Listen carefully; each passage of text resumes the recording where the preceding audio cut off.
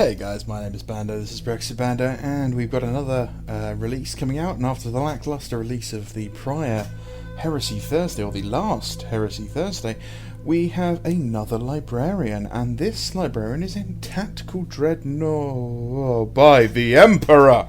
Who ordered all this fucking anime titty? Damn, boy. Damn, boy, he's thick, boy! That's a thick-ass boy! Damn!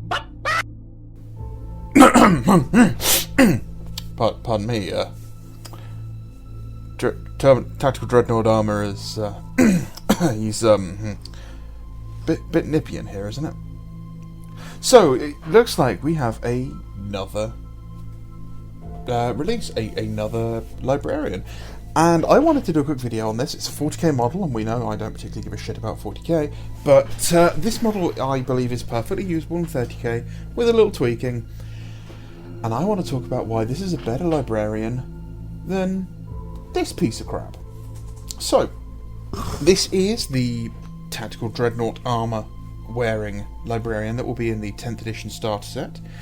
He looks like he's going to be a monopose plastic model. Hopefully he's an actual real character model. He'll be sold separately, or other than that, he may just be on a sodding great big sprue with all the characters that ends up getting sold for about £90 separately.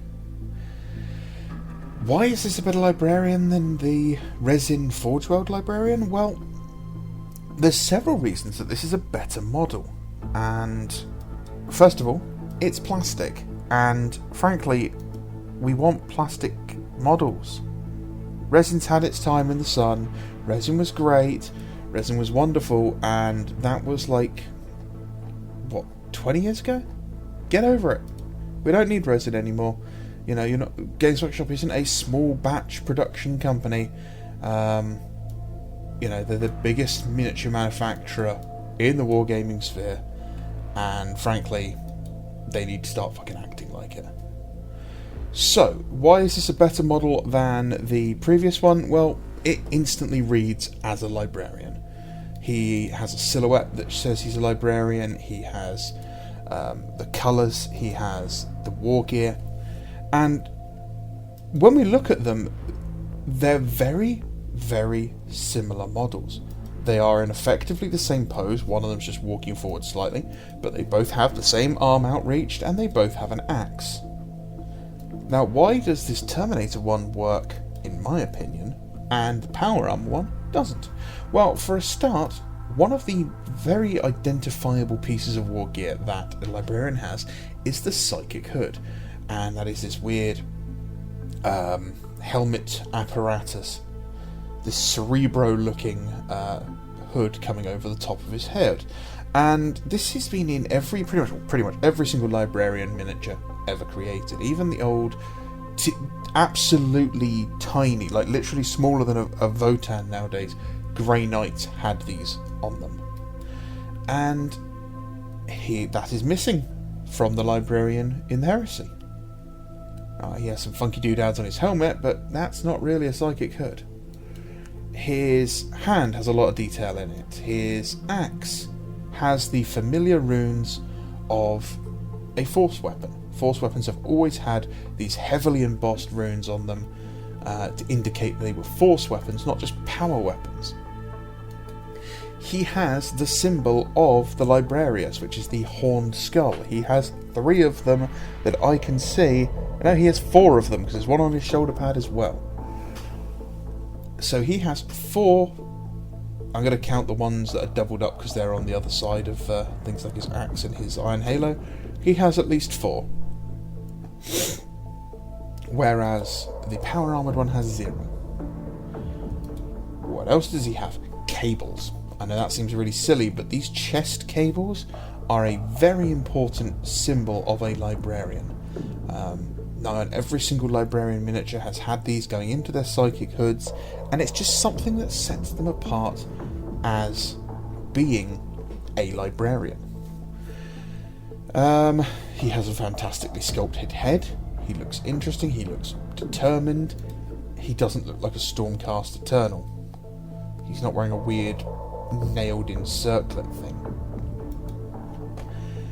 he has some dynamic movement to him.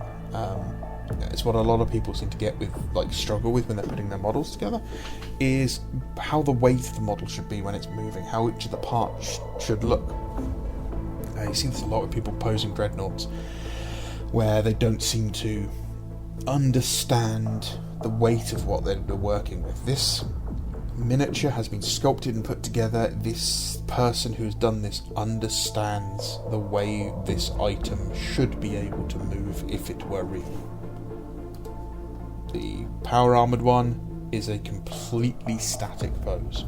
Now, I know a lot of people don't like the tactical rock because it doesn't fit in all my battlefields and everything. Get over yourself. That is a modelling thing to do, figure it out. They're in the middle of a war zone. If you can't find any reason for some sort of rubble to be underfoot, you're in the wrong hobby. Plus, with a flat base, there's only so many poses you can get away with. You need verticality to make things interesting. So, there are several things on here that I don't like. I feel that the runes all over him are a little bit over the top. However, I don't dislike them. They would look fantastic for a word bearer. A word bearer with these, when you run some like red or yellow paint in it to make it look like it's properly glowing, or even some green, like a nice like eldritch green in there, will look fantastic. That will definitely look demonic. It will look in sort of place for a word bearer. This would not suit an Imperial Fist, in my opinion. I would not be adding this to my Imperial Fists. I do plan on getting this, and I plan on adding it to my Thousand Suns. The second bit I do not like is the medallion wrapped around his forearm. They have the same thing, or something very similar, on the Primaris Apothecary model. I don't like it. It's very easy to break them off. Also, why would a soldier be carrying that wrapped around his wrist in a way that looks like it's going to fall off at any minute? Like, wrapped around his neck, or around his neck, I understand. Tied in place like some sort of, lady's favour, I could understand that. Wrapped around his belt, much better option. But just wrapped around the wrist like that, it's going to get in the way, especially if he's going to be throwing that arm around, because it's his primary, magic sourcing hand.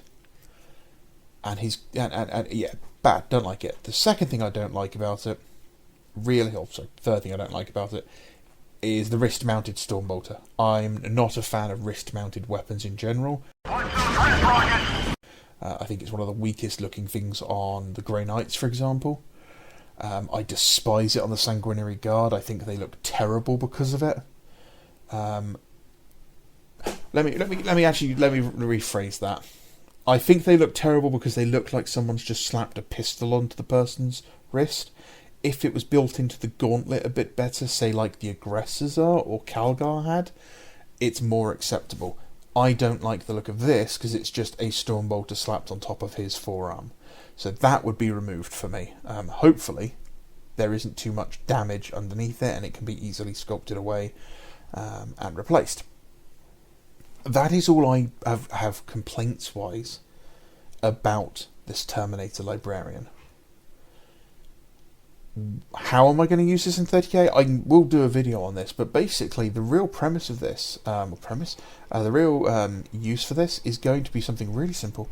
I'm going to take the shoulder pads off, and I'm going to put a pair of Tartarus shoulder pads on. Realistically, that's all you need to do. There is nothing different about this. Terminator-wise, Terminator armour is a bespoke, handcrafted piece of armour. They were trialling different versions. You had Cataphracti, you had Tartarus, the Gorgon Terminators, you had Saturnine Terminators. There are mentions of the Vulcan pattern Terminators, which might just be a different name for the Saturnine Terminators. We don't know, because we don't know much about any of them.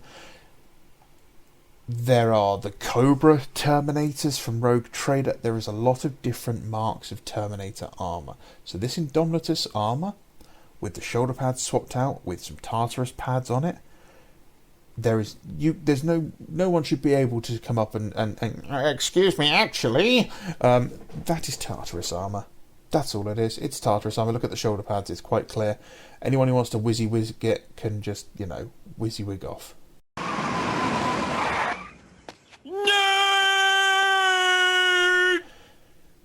So that's it. And then I'm going to throw some extra Thousand Sons bits on there to make him look a bit more Thousand Sons-ish. Thousand Sons-ish. Ish. I need a drink. Good model. I like it. I'm looking forward to seeing the Terminator Captain. I didn't particularly like the look of him in the trailer. I thought he looked a bit goofy. So I'm hoping the actual model is a good pose. I'm hoping we get something a bit like the Blood Angels Captain. He was a good, nice, well-posed model. So any of these releases that come out for the 10th edition box that can be used in Heresy, I definitely will be covering them.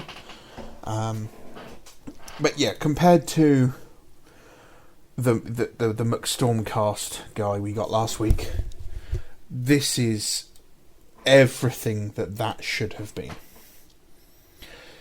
So that's all really I'm going to cover on this video.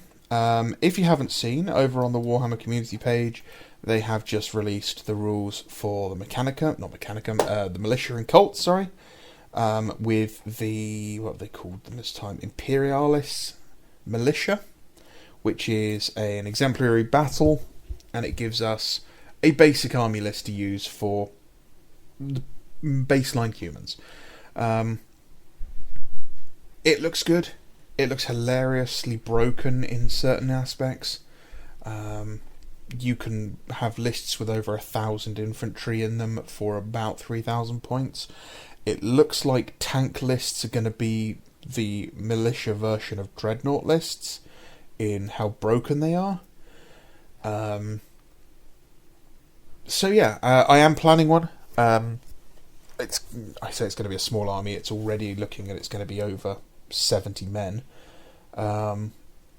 It's going to be a small one. It's not going to be for gaming. It's just going to be for painting. And I'm probably going to use the Krieg models for it. Or the plastic Krieg models.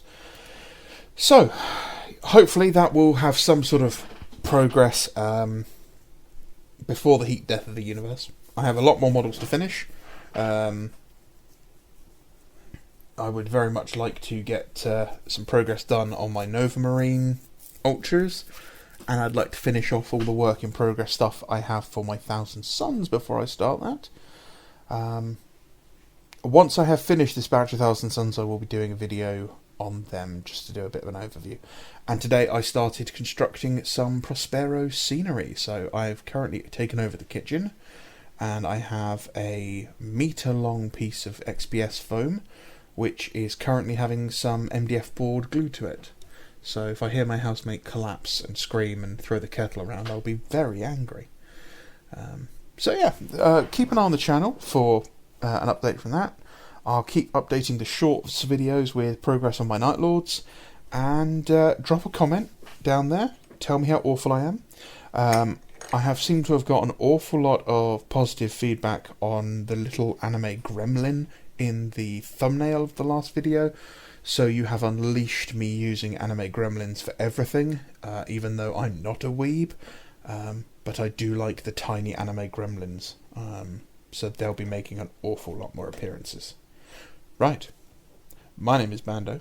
Get out there, paint your models, stop making excuses, then go to the gym, and give your mum a call and tell her you love her. My name is Bando. This is Brexit Bando.